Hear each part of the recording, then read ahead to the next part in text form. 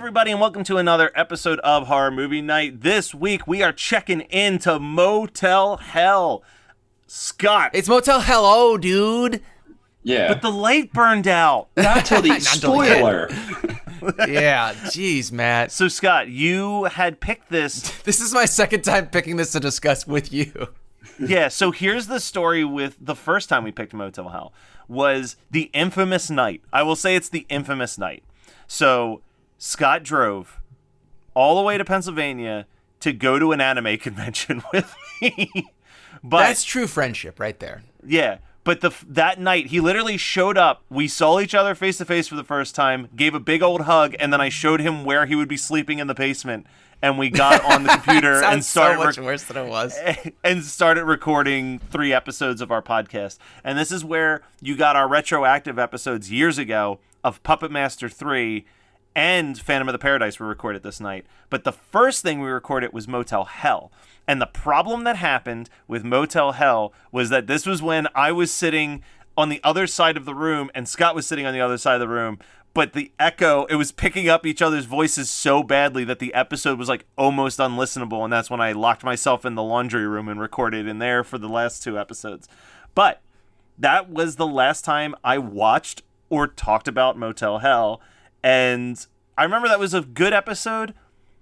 But there's something special with this one because this is like, and Brian, you can correct me if I'm speaking out of turn here, but I feel like this was a frequent player in the Kelly, like a frequent rental in the Kelly household when we were like getting into horror movies. Maybe for you. I watched this once with, oddly enough, bringing them up twice in the same recording month, but I watched this with Colin and Mom. So I'm glad that you mentioned that you watched this with Mom because I heard about this movie from Dad. The Patreon bonus episode of this is going to be a short discussion of like movies that we discovered through unusual family recommendations. Because like the thing is, our mom and dad are not horror fans. Like it is insane that Dad was just like, oh yeah, Motel Hell, where they dig them up to their necks and they cut out their throats and then they harvest them for food.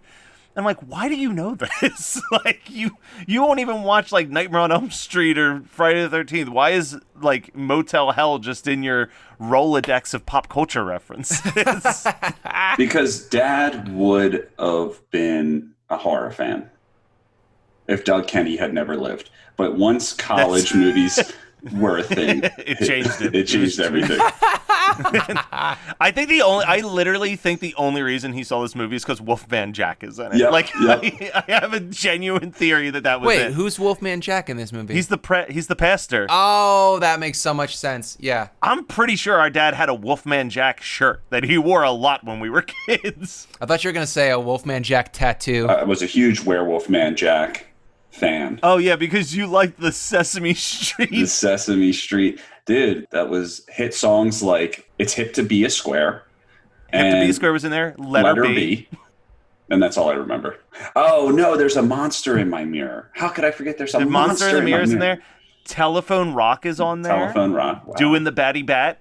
But yeah, Scott, for because I'm assuming this is just flying over your head. There is a Sesame Street VHS and also available on DVD because I bought it. No shit. It was a Sesame Street music video countdown hosted by Werewolf Jack. And it was just a werewolf puppet talking in Wolfman Jack's voice the whole time. And that was our first introduction to Wolfman Jack was through Werewolf Jack and our dad being like, oh yeah, no, that's making fun of Wolfman Jack. He was a radio personality. And then our second was when we had, which it actually wasn't even clips of him. It was just his picks for a Halloween cassette that Mom bought at like Giant or Target. Wolfman Jack and Motel Hell, deep in the Kelly lore. But actually, watching it this time, and I think it was because like I watched this on the Scream Factory Blu-ray that I bought years ago, and like this is one of those movies. We always talk about how like sometimes these movies, like when they're kind of muddy and grainy, like that's the best way to see it. But like seeing this in like a pristine picture, like it's a well shot movie for what it is. Yeah, especially when they're dealing with the heads. because Yes. like this is only the second time I've ever watched it. And by the way, Matt's usual question of why did you pick it was not asked, but I'm going to give you the answer. It's because this is my Thanksgiving pick, and from now on, henceforth, Scott will be picking Cannibal Whoopsies in November. I think that's my new favorite genre, is the cannibal whoopsie genre. The oopsie poopsie of picking a cannibal movie. But yes, so this is the first time I watched the Blu-ray version, and man, so much better. Like I remember the first time watching it, I watched a shitty YouTube link, and it was somewhat painful to watch some of the scenes, like especially when they're in the picnic, and the really dark nighttime scenes were like really hard to watch. You can see shit.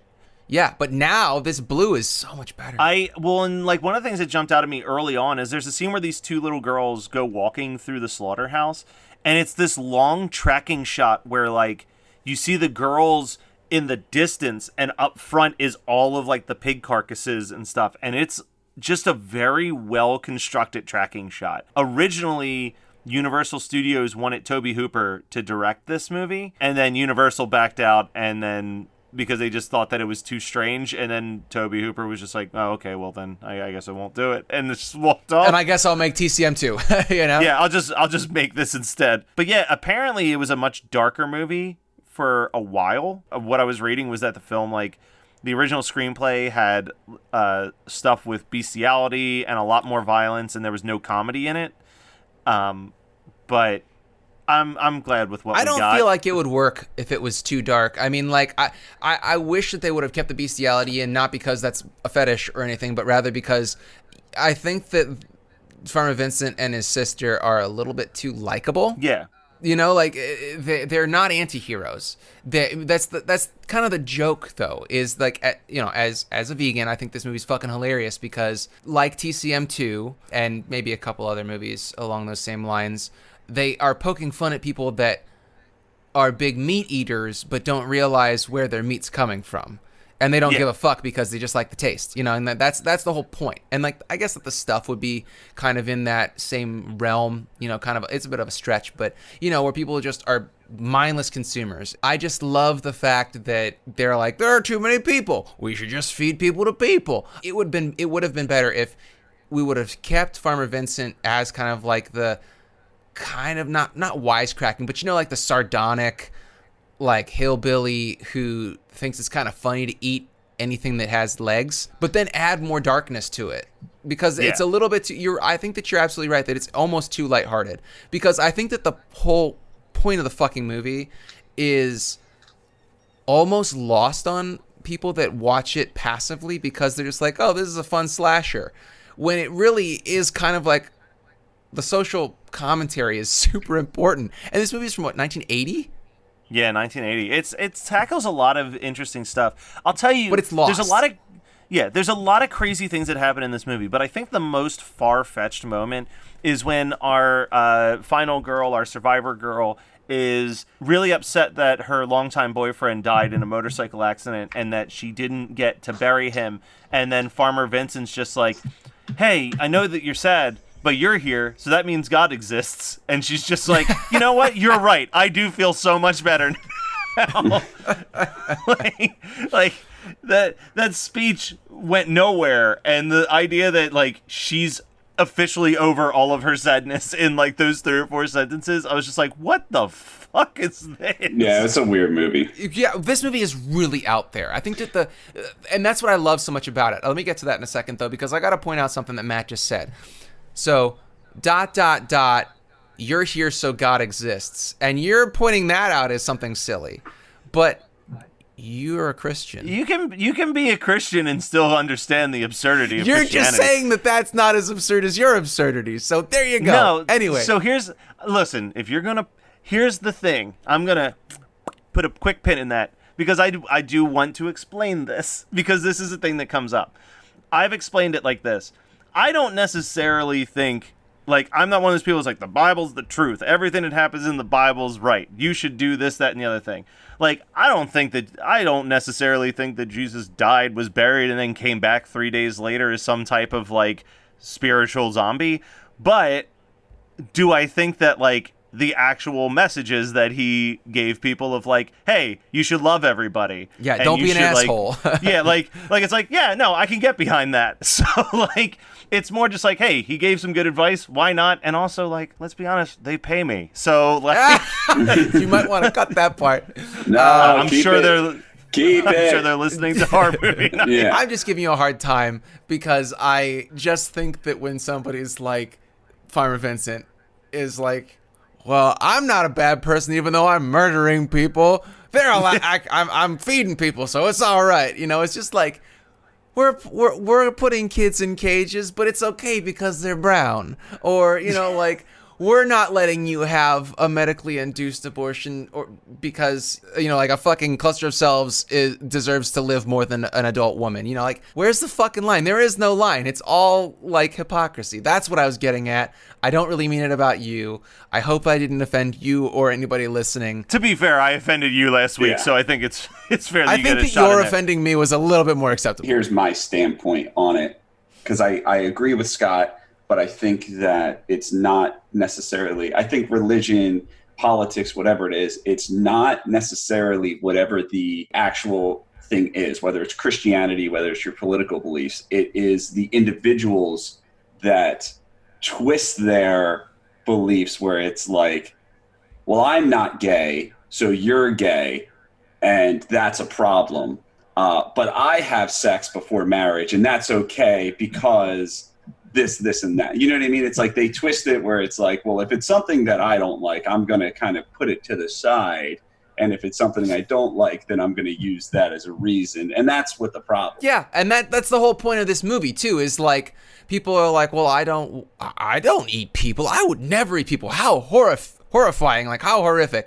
But then they're like, yeah, just fucking kill animals in the most inhumane way. Let's grow them, artificially inseminate animals to make more meat for us.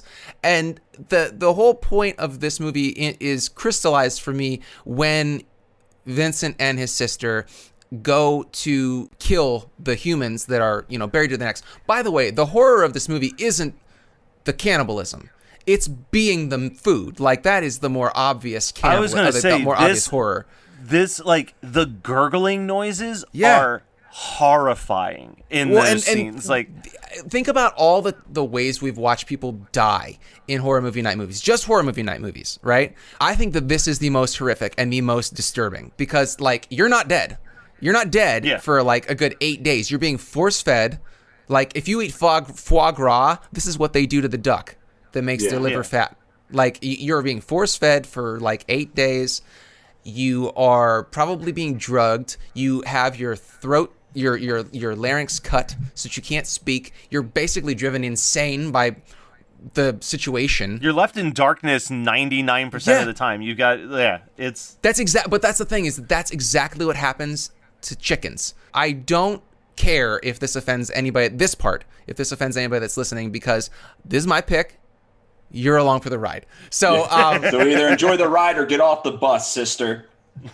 and they're literally, by this point, if you are upset, you're probably already off the episode and probably like unsubscribing to us and, you know, like shit talking us in the world. It's fine. This is the hill I'm going to die on. Yeah, Scott, you have to learn to work towards our audience. Our audience has already told us that we are not very educational but entertaining. Why are you trying to be educational, Scott? No, our audience and everyone. Because we found our bread and butter. People want us dumb. Me and Matt both eat meat. We're both meat eaters. Both of us. Yeah, and we're totally content with this conversation. So, and it's an important conversation to have. But you're meat eaters because you don't care enough to not be. That's literally, like, I know. I've had this conversation with both of you more than once.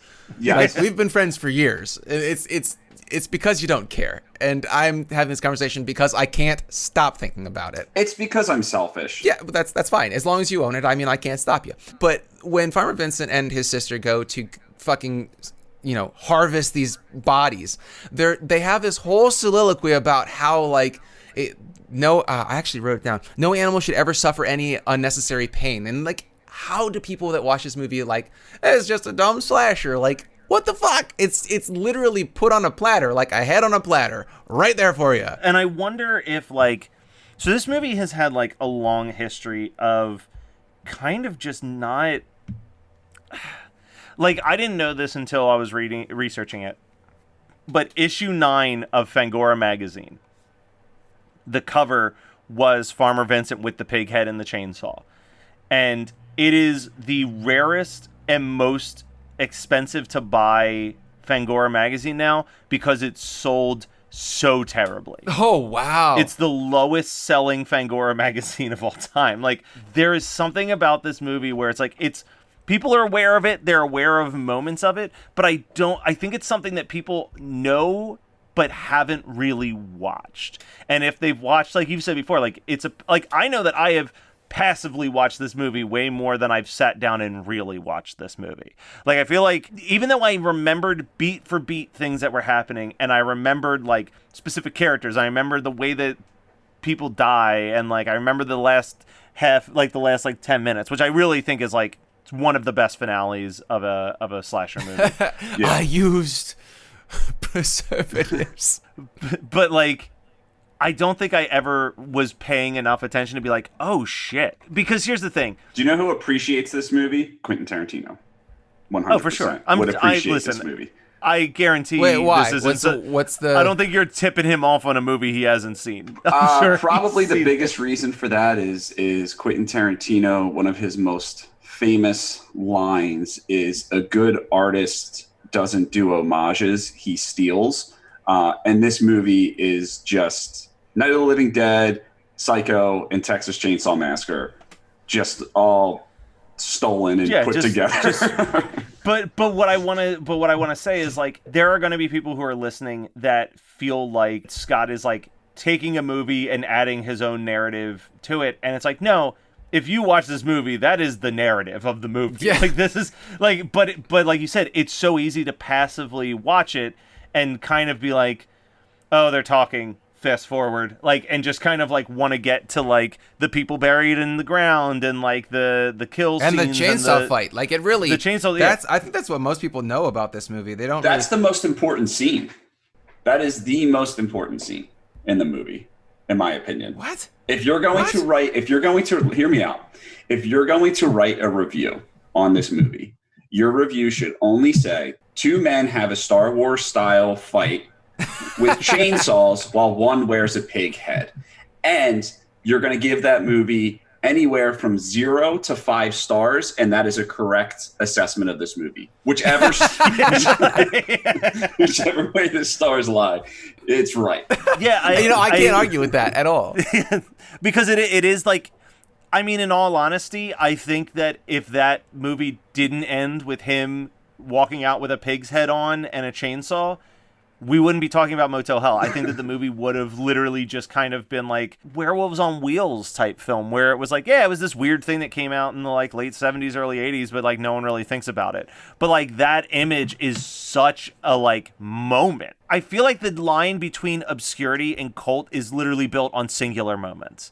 And like that is like the singular moment that like brought this out of being like an obscure, forgotten movie into like a cult film that people talk about 30, 40 years after its release. You're not wrong. Actually, that is, I've been podcasting with you for damn near a decade now, and I think that is the most profound thing you've ever said.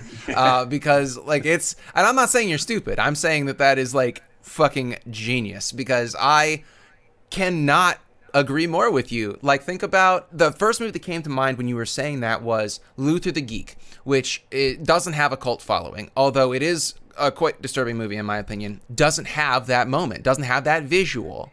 Whereas, like this movie, I would be fine with it if the heads were the crux of the movie. But you're right, it wouldn't have a cult status. It wouldn't have a blue. Like the Kindred doesn't have like, I mean, as much as I love the Kindred, it doesn't really have that scene. I mean, the example I think of, and obviously I think of it because I love this movie, but like Sleepaway Camp. If Sleepaway Camp didn't end with the shot that Sleepaway Camp ends with, it would just be like this movie that people talk about sometimes at a convention and try to convince you to watch. Yeah. But like, because of that ending shot, everybody's like, yo, you've got to fucking see Sleepaway Camp. Like, it is just built on those like singular things that burn into people's brains and carries them through remembering it. And like, because I think a lot of the line of cult filmmaking to me is like, I think of something like Freaked. Like, the way that Freak had a cult following was, and I was talking about this with my interview with Felicia Rose a little bit, but the internet came along, and for years there was a bunch of people who had these singular experiences with movies where they felt like no one else shared that experience. Yeah. And all of a sudden they had this community where it's like, oh my God, you also found that movie at midnight on Showtime and couldn't understand what you were seeing. Like, that is like where the cults really started to really build in the age of the internet, was like people seeing these weird, trashy late night movies on like USA and Cinemax and feeling like no one's seen this, no one's heard of this, like I must have made this up. Like, I feel like there's so many people that have that line. I thought I made this movie up. Like, they just like... Yeah, that was basically Reddit horror. That was all it was. Scenes that I wish that I thought I had made up and forgotten about is the whole weird scene with the swingers. Yes, that's the only thing that I still wanted to talk about was that. Like there's just like the weird whipping sequence, and I'm just like, what is happening? The weirdest thing about that is that he doesn't finish shaving. No. That scene also gives me the biggest laugh with how quickly he gets knocked out by the laughing gas. He's so excited. He's like, oh, is that some of that Natra socks? And his head just like falls back. The only other question I had down was, Brian, have you ever had a hypno high? No, I have not. So, all right. I just always have to check when there's new ways for people to get high, which is apparently putting a very hypnotic spinning light to make a head buried in the ground just spin its head around until it gets dizzy. Scott, what would your double feature with Motel Hell be? I am unabashedly going to pick the most obvious, TCM2, because these movies are two of my favorites. And I mean, like, Motel Hell was not up there in like my top 50 favorite horror movies. I always liked it, and then watching the Blue for this episode, I was like, goddamn, now it has the rewatchability that like TCM2 does. And so, I mean, they're just they're basically they're twins.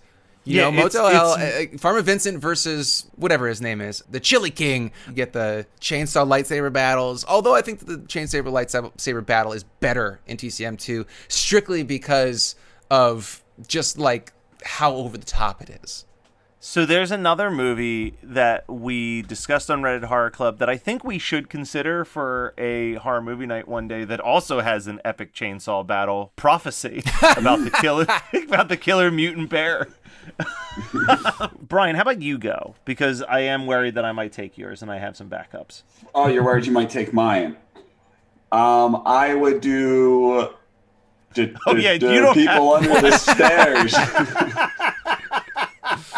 Did you say people under the stairs? As soon as I asked that question, I was like, of course he doesn't have one written down. What am I talking about? So my double feature, Brian said people under the stairs. My double feature would be the other wishes it was Texas Chainsaw Massacre movie that I think is a brilliant and delightful rewatch, Tourist Trap. Oh, yeah, so good. Like, I think I would have a good time with this back-to-back. Also, side note, I don't feel like getting into a discussion, but I think Scott and I already touched on this once before on a different episode, but the only thing I could do without is, like, the weird pseudo-zombies at the end. Yeah, I don't like that in this movie. It would be literally a 10 out of 10 if it weren't for the pseudo-zombies. Like, I get it. I like that they get their comeuppance, but at the same time, they weren't fat. You know, like there are a lot of logistic hurdles that should have been taken care of. I mean, like, and also they wouldn't be fast. You know, their limbs would have been atrophied for 8 days, not moving. You know, like it would be. There are cool ways that they could have done it, but I just, could have done without it. Yeah, Scott, what did you watch this week that you want to tell people to check out? Well, I have a song and a TV series. So I'll start with the TV series. We finished The Good Place. So we watched season 4 because it finally hit Netflix. Yeah. Or is it Hulu? Oh, Netflix, what a finale. I saw it coming and still cried. But like a good cry. It was just like a really, like just soft tears going down my cheeks. Megan was crying harder than me. I feel like that's the whole show. The show is like soft cry the show. Like it's just like a constant reminder of like that there can be human goodness in the world and people can grow and change if they want to put an effort into it. It's such a PG show, And on paper, it should not be compelling. But it's just a great show. And all the characters, all the actors are phenomenal. What was the song? This EP came out by a band called Salem, which is a stupid fucking name for a band. But so it's the lead singer of Creeper, which is also a terrible band name. But Matt likes them. I sent them to him this summer, I guess. It's the singer of that band and some guys from other bands that I've never heard of. But they have this song called Destroy Me. And it has been stuck in my brain. You know how last week I was talking about how I keep songs, like tech death songs, on the ready, so that this is why. Because songs like Destroy Me, they get stuck in my head because they're repetitive and catchy, but not like really good songs. I mean, like, this song's great. It's good. No, I'm sorry. The song is good. It has the potential to be great, but it just doesn't quite hit. It's just like, I would do a couple things differently. But phenomenal little ditty for the fall. You should probably check it out. Nice. I'll go real quick because I don't have a ton to say about it, but I watched both seasons of Killing Eve, which is a BBC show starring Sandra Oh, and it's probably the best cat and mouse story I've ever seen play out as a TV show. So if you're into anything that's like kind of a tug of war type story with like serial killers, it's about a female serial killer and this woman Eve, who is an expert at serial killers, who has always felt like a woman would do a better job at it than a man, and doesn't understand why there's not more female serial killers. So when she finds out that there's one loose in London, she kind of becomes obsessed with it in the wrong way. As much as she wants to do her job and capture this person, she's also so captivated by the style in which this woman kills. Like, it almost turns into this weird, like, pseudo-friendship between the two of them. Maybe her theory is right, Matt. And maybe women are better serial killers than men, which is why we don't have many, because they don't get caught. If you ever want to try that on for size. Well, I've been put in my place. I finally watched Peeping Tom. It's been on my list for years. I just never wanted to pay for it because I don't like paying for many things. And it's back on Prime, so I watched it, and I really enjoyed it. It was a lot of fun. I knew it as the movie that got overshadowed by Psycho that came out the same year. And after watching it, I figured out that the only reason that Psycho overshadowed this movie is because Psycho is a much better movie. And that I was waiting for that line. Yeah. And I enjoyed Peeping Tom, but to be like, oh, I can't believe Psycho got all the attention. It's like, I definitely can. Yeah, I think so. I agree with everything you're saying. Psycho is definitely the better movie. With Peeping Tom, I think that Peeping Tom is ultimately a more horrifying story than Psycho is. But yeah, better. But I really enjoyed Peeping Tom. I'll probably watch it again in like 6 years when it's free again. Yeah. All right. Well, that was Motel Hell, as picked by Scott and discussed by us. Brian picked a movie that, so here's a hint that no one will be able to resolve because this is behind the scenes stuff, that we had already picked and watched once, and then our co-host flaked out on us and we just decided we weren't going to record it at all. Is that how it happened? Yep. Tune in for us to finally finish what we started in our first year by having to rewatch the movie. Hit up our Patreon, hear us talk about the craziest ways that we've heard of movies, and we will be back next week with another regular episode of Horror Movie Night.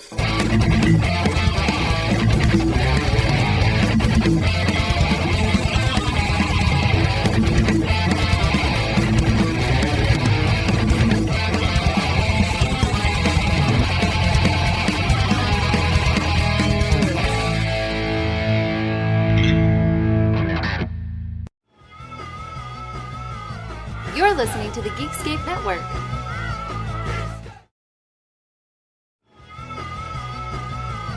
You're listening to the Geekscape Network.